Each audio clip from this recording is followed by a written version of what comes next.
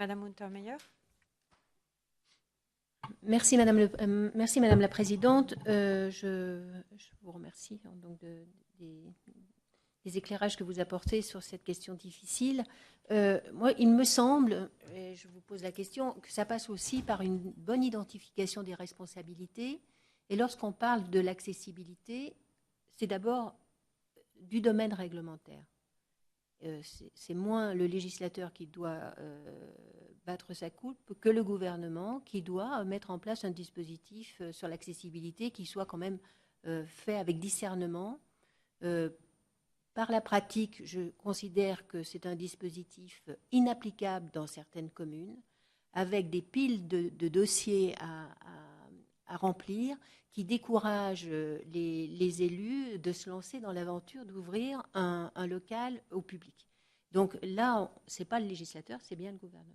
Et je crois qu'il faudrait que, s'agissant des décrets, il y ait aussi une évaluation de ces décrets et un régulateur, en quelque sorte, qui puisse dire, bon, écoutez, stop, quoi. Moi, j'ai fait remonter un certain nombre d'aberrations en termes de demande, avec une commission départementale, par exemple, qui vient se déplacer pour ouvrir simplement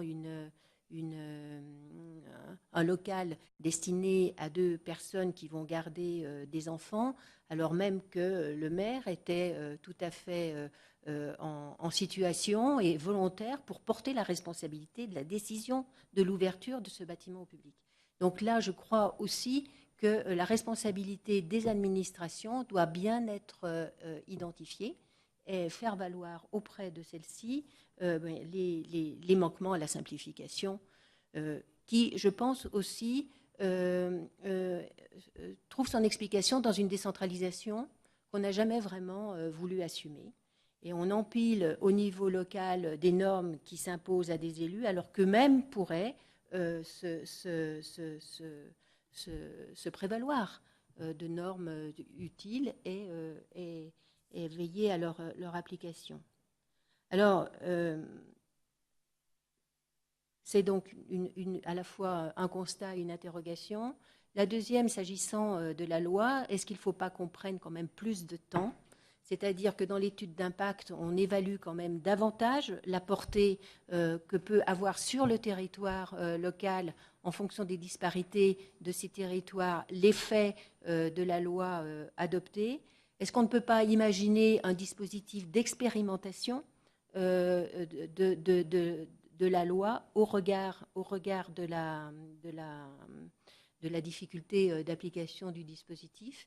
Et puis, s'il faut en venir à des normes qui soient différentes selon les situations, par la nature des travaux ou par la nature des territoires auxquels elles s'adressent, est-ce qu'on ne peut pas imaginer, enfin moi c'est simplement une interrogation, un Légifrance en quelque sorte des normes au niveau de la région?